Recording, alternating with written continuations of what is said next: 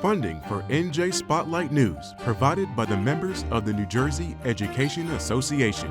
Making public schools great for every child. RWJ Barnabas Health. Let's be healthy together. And Orston, committed to delivering clean, reliable, American-made energy.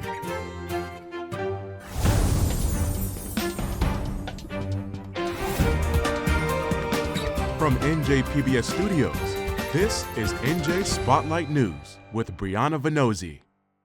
Hello and thanks for joining us. I'm Joanna Gagis in for Brianna Venozzi. We're bringing you a special NJ Spotlight News edition of Reporters Roundtable with David Cruz, who has a roundup of the week's top political headlines and stories with a panel of journalists. First, though, some of our top headlines. The case against a group of correctional officers at the Edna Mahan Correctional Facility for Women has been dismissed. The charges stem from a violent cell extraction in 2021. A warning, some viewers may find this video disturbing. Several female prisoners were violently extracted from their cells, beaten, and dragged by officers. Handheld camera footage taken that night by officers showed those events, with several of the women left bloodied, some with broken bones, others left with partial or no clothing.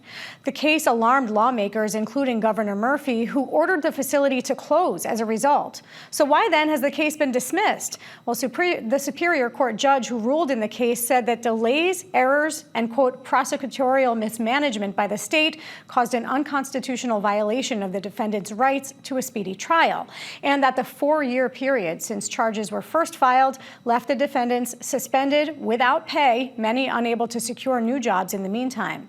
The judge dismissed the case with prejudice. That means the same charges cannot be brought again against these 14 defendants.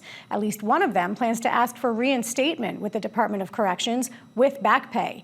The Attorney General's office, which brought the case, has said the dismissal does not exonerate the defendants nor erase the allegations. And chilling new details have been revealed in the hit-and-run deaths of 2 17-year-old girls in Cranford who were riding e-bikes early Monday evening. A suspect has been arrested and charged with the murder of Maria Niotis and Isabella Salas. Court records allege that 17-year-old Vincent Badaloro was driving 70 miles an hour when he struck the 2 girls on their bikes. Now, family of Niotis says that Badaloro had been stalking her for months and that they'd reported his behavior to local police with no response. In a statement to Fox 5, they said that this was, quote, murder in the first degree, that he'd been plotting the attack for months, taking not only her life, but also Isabella's. Isabella Salas's family said she didn't know about Badaloro.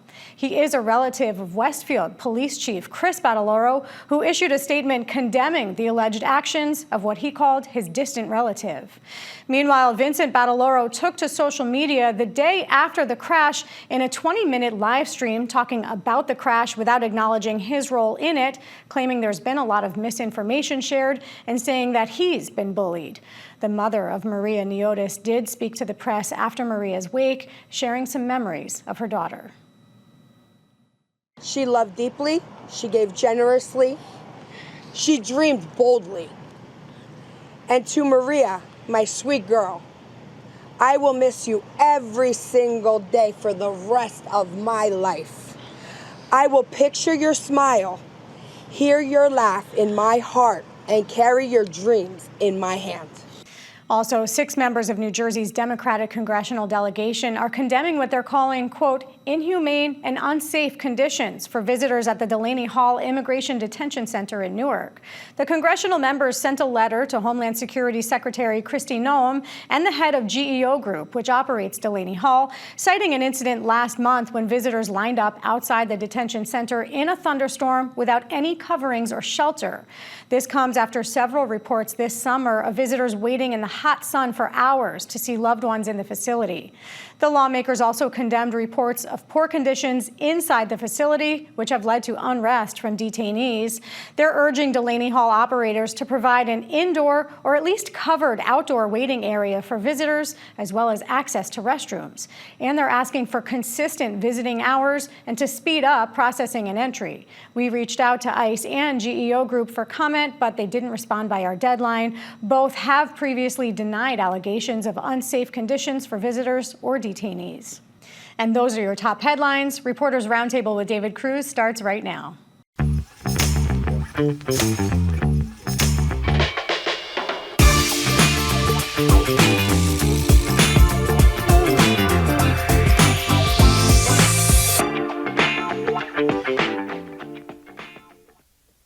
It's getting harder and harder to avoid the New Jersey governor's race.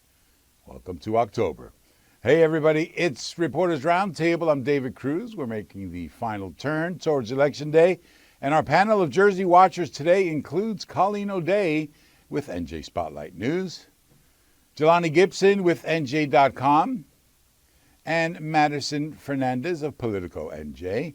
Panel, good to see you all. Welcome. Let's start with the burning question of the week. Thoughts on the Lieutenant Governor's debate. Colleen, go. It was very civil. I mean, wow, it was quiet. You could see the audience wasn't very large. But these are folks who are, really not even the second most powerful person in the state when you consider the leaders of the legislature. I think there were a couple points that were scored. I know that the Sherrill campaign immediately came out after Chitterelli's lieutenant governor candidate, Jim Gannon, said,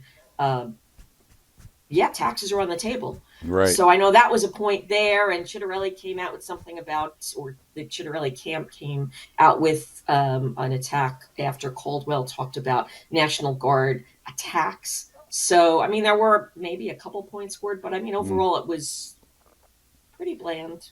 Jelani, lots of Z's is what I was told.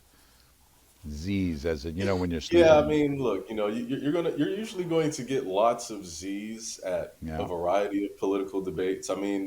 Lots of Z's used to be what we expected at political debates, right? Like that used to be, it used to be the norm, but now we've just gotten so used to a lot more fireworks. This, to be clear, is what a normal debate would have looked like back in 2010, 2005. And so, maybe it was lots of Z's, but I guess you could also say it was perhaps a return to civility or normalcy. I don't know. What's wrong with this guy? Let's have a special roundtable welcome for Madison Fernandez, making her roundtable debut today. Madison, welcome. Thank you. So erstwhile of the Ithaca Voice, huh? Yes, way back when. Yes. What's the difference between working in Jersey, Trenton, and the beat in Ithaca? What'd you cover in Ithaca? I covered local government in Ithaca. It's much colder and snowier in Ithaca. I haven't had the pleasure of a full winter in New Jersey yet, but yes, colder in Ithaca. Yeah. All right. So you're one of the rising stars at Politico, impacting the governor's race with some good pieces. Get us started a month out. Is there any momentum on either side? I think that we knew this was going to be a tight race, and it's really becoming especially clear now. You have some polls showing Jack Chitterelli within striking distance of Mikey Sherrill. Take polls with a grain of salt, but I think it could help establish momentum and draw some attention to the race nationally.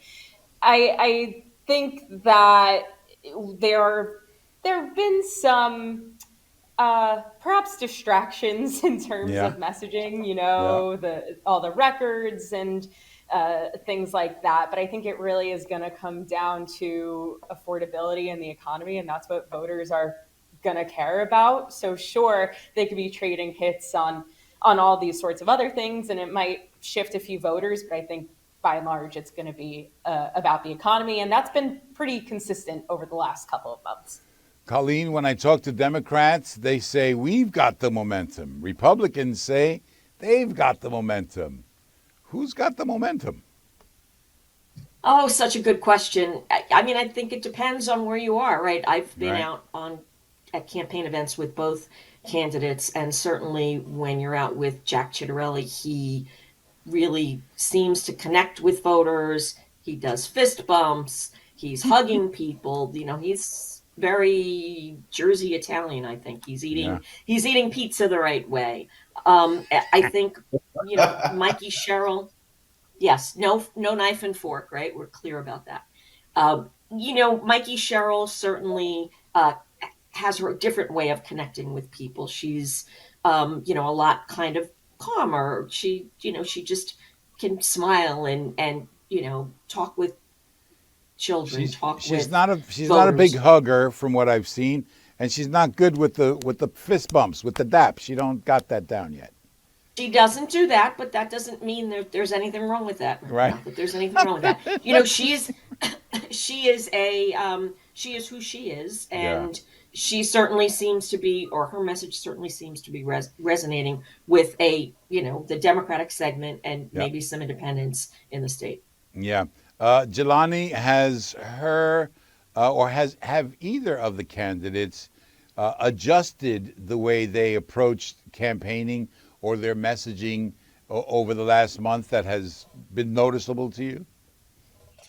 Well, I wouldn't say that they've adjusted the way that they've campaigned so much as they've tried to adjust the way that they double down on their strengths. And so, Jack Ciattarelli's strength is that, quite frankly, time and time again, you'll hear from voters that he's a better improviser, a better talker, a more learned about the topics in terms of how he can cite policy line by line. And, Mikey Sherrill's campaign's strength and the people that support her are talking about the way that she can connect with people, particularly parents, particularly people with children, and things like that. And so both of those campaigns are really leaning into their strengths and simultaneously attacking one another while they lean into their strengths as these final days come through.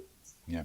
All right, let's talk about the Navy records thingy. That's the official name of it, Navy records thingy. Has the story gotten any clearer, Madison? So the National Archives Inspector General said this week that they are going to be launching an investigation into the improper release of the records of Cheryl's records to a Ciattarelli ally.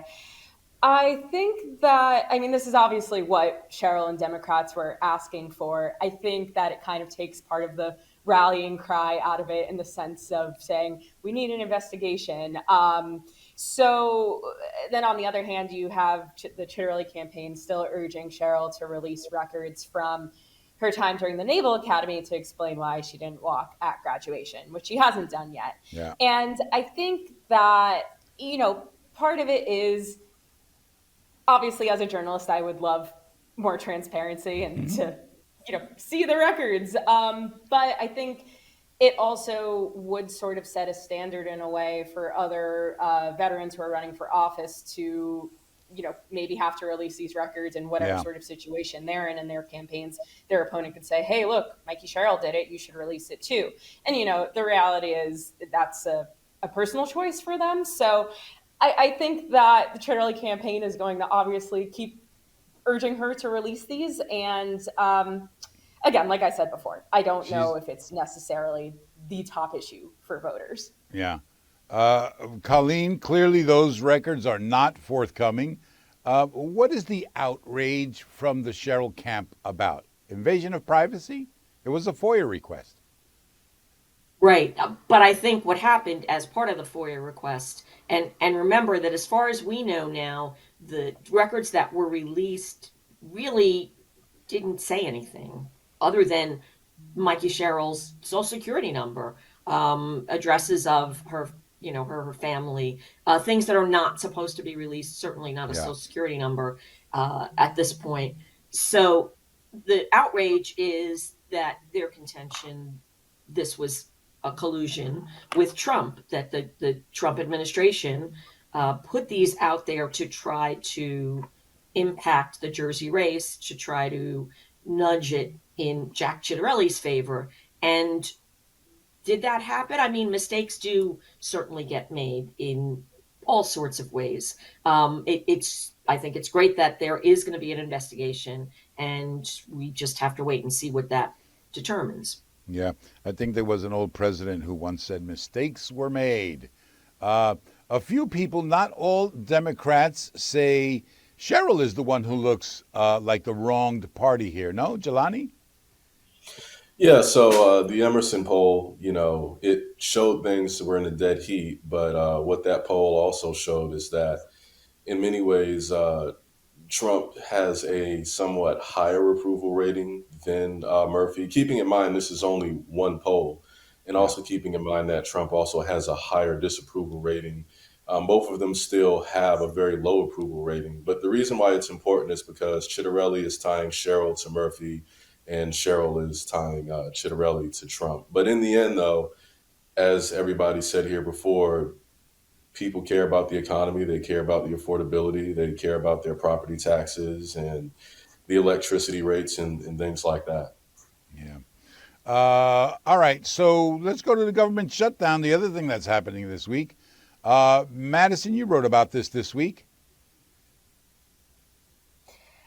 I feel like a broken record. It really is about the economy and taxes. That's what people care about. I don't think a lot of New Jersey voters are necessarily saying, oh, I blame Jack Chitterelli for the shutdown. And, it's interesting because that's not necessarily Mikey Sherrill's message either. I think it gives her more ammo when she talks about the things she's been talking about, tying Chitterelli to Trump and saying this is another thing that can hurt the economy. Again, going back to prices and everything like that. I do also think with the threat of funding being paused for the Gateway Tunnel project, that also could benefit Cheryl because that is something that people care about in New Jersey, this important infrastructure. Chitterelli said that he spoke with the Trump administration this week to confirm that shovels are still in the ground, but it's really not clear how long this is going to go on for. So I think this is the Gateway Tunnel project specifically is going to be something that the Cheryl campaign is going to be pointing to rather than the shutdown sort of more broadly, because that's not exactly what's top of mind for voters. All right. Gateway project funding. Colleen, Chitterelli says, oh, everything's fine, that the shovels are still going in and the hammers are doing the thing and all that. But everybody knows, sure, you can't just close the spigot. Some of this already been paid for a couple of weeks or months. But that money drying up that's very possible. And that is a big poke in the eye from the president, no? Yes, you're exactly right, David. There is obviously still money sitting around. We don't know how much. People are still going to be getting paid. It will depend on how much is in the bank right now, how much longer they can continue. If the shutdown goes further and if Trump continues to not put more money into that, that's going to be a huge problem. This is a project that stopped once already. It could have been built by now. It could have been finished by now, but former Governor Christie stopped that when he came in. So, it's just delaying what we need to get these trains more regularly through tunnels, tunnels that are safe, tunnels that are not collapsing. And it's a huge problem for the bi-state region. Yeah.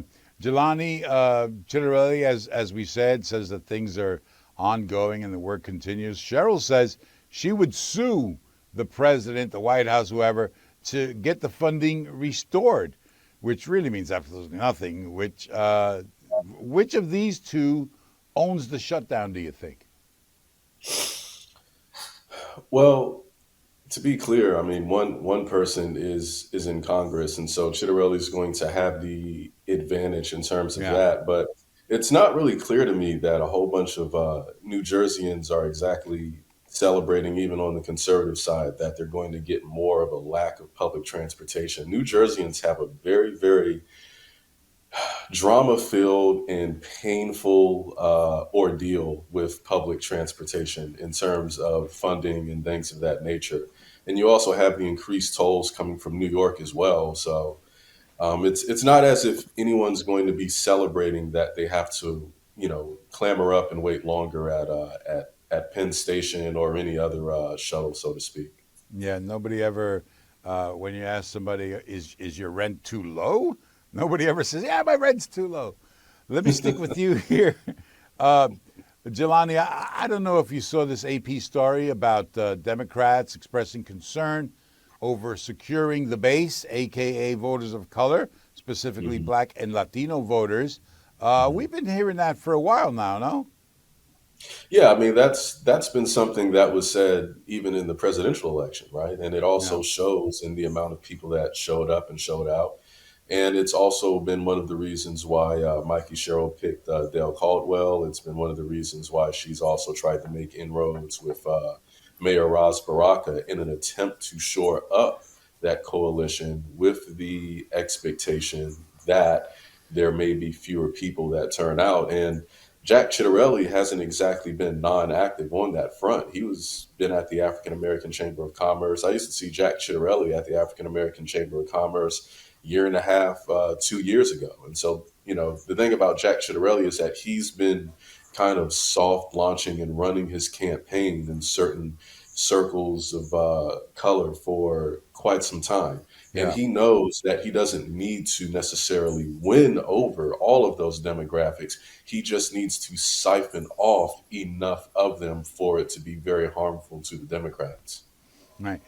Speaking of Caldwell, is there any indication that he has accomplished one of the tasks of a lieutenant governor pick is to shore up one aspect of the base? Is there any sense that Caldwell has done that? Has he galvanized black voters, do you think? When it comes to galvanizing black voters, I don't think there's going to be anyone that looks at this situation and says,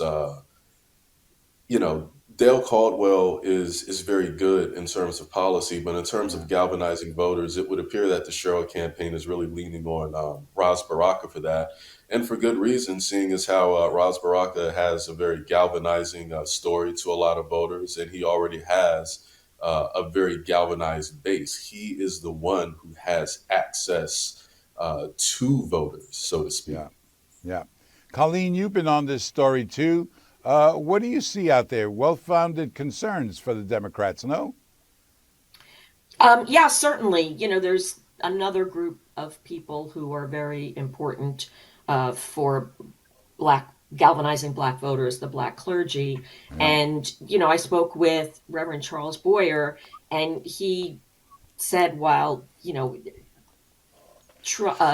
Chitterelli's move to MAGA and pro-Trump certainly he thinks disqualifies him, but at least in his mind, not disqualifies him from office, but certainly it's not something that's, that would get his support, and he doesn't think it should get Right. the support of most Right. black voters. But he also took issue with, for instance, Cheryl's vote in favor of the Charlie Kirk resolution, which she put out, quite a statement over, and did say that she doesn't support Charlie Kirk's views, but Yeah. she voted to, I guess, honor him. Honor him, yeah. That was She part of the finessed that one. resolution. That was very And much that's finessed. right, but not maybe effectively enough. Yeah. So it certainly seems clear that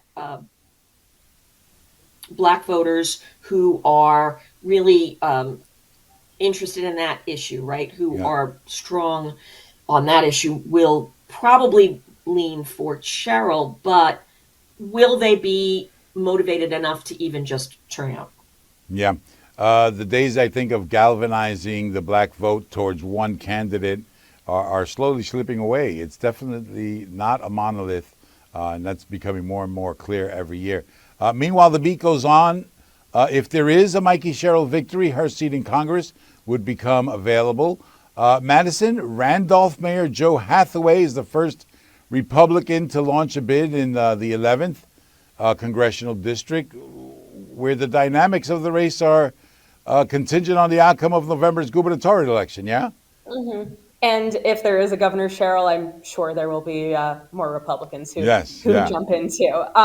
The seat definitely leans Democratic, but it is easier to run when there's not an incumbent. And if there is a special election, those generally have pretty low turnout. So I'm sure more Republicans will throw their hat in the ring. But we already have a lot of Democrats who are planning a run, mostly dependent on if Sherrill does win. They're not interested in primarying her.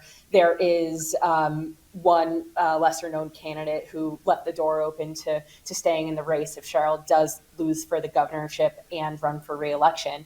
But I think it's also important to note that if Cheryl does lose in November, she could choose not to run for Congress again. To my knowledge, she hasn't said anything about this.